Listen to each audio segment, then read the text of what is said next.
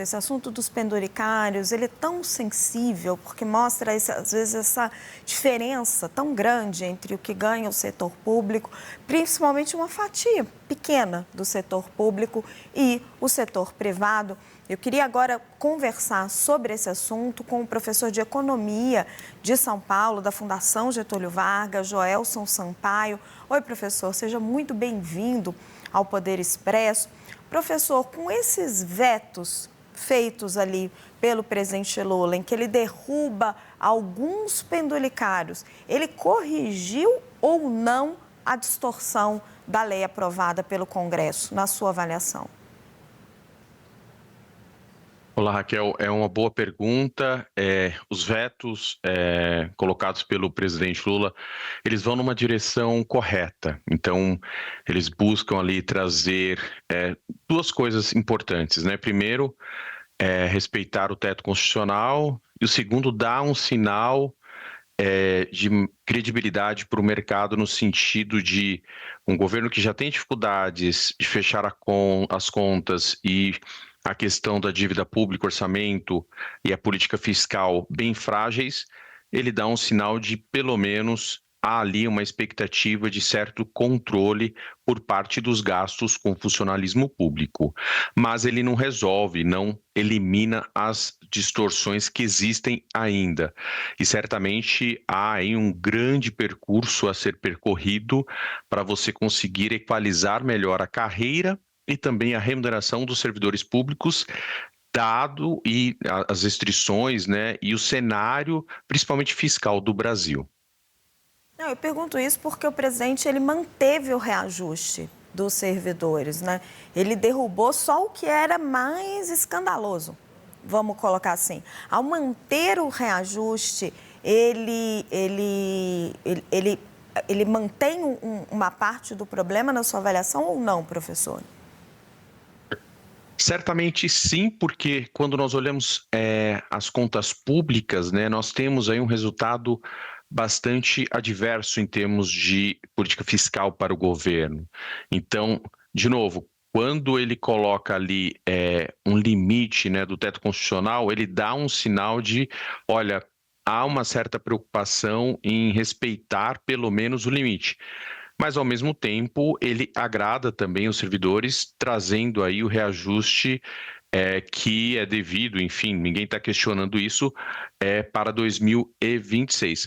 O grande ponto e o que não está resolvido e que precisa ser resolvido é olhando, né, as contas públicas, os patamares salariais, é uma reformulação da carreira.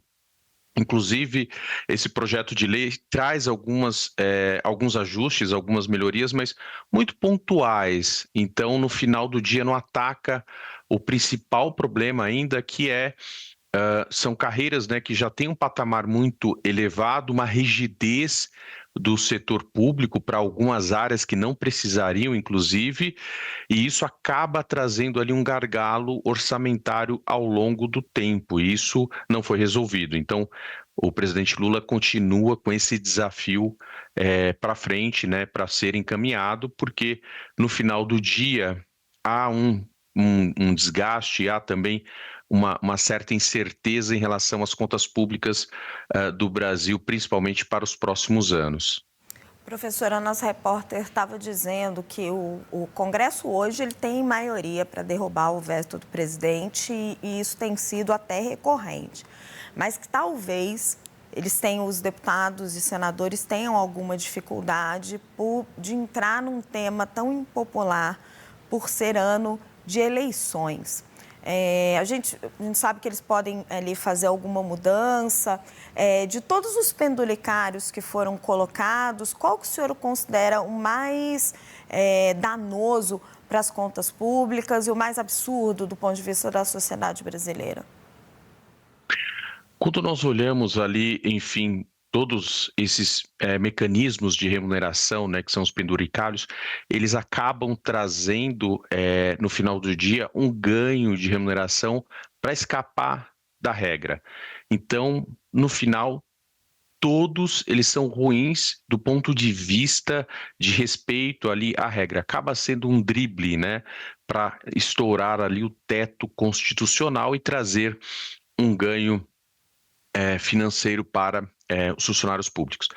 O principal em termos de impacto são aqueles que transformam, né, algum tipo de remuneração não pecuniária, ou seja, em termos de valores, aquilo que os funcionários tiveram de atividade ou extra ou até diferente do que é esperado ali para o seu dia a dia de rotina.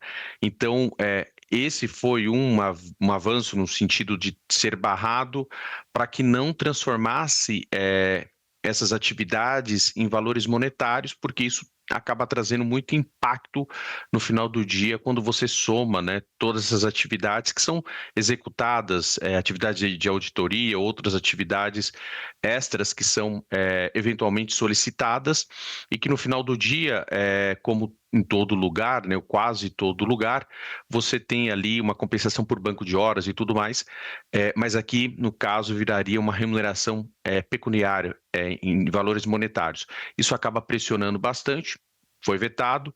Em termos financeiros, isso acaba trazendo ali, mesmo que pequeno, um fôlego, né, um ganho na margem, mas, de novo, qualquer um deles é ruim, porque no final do dia todos esses gatilhos eles acabam sendo uma forma de burlar uma regra que é clara de respeitar ali o limite constitucional em termos de ganhos financeiros.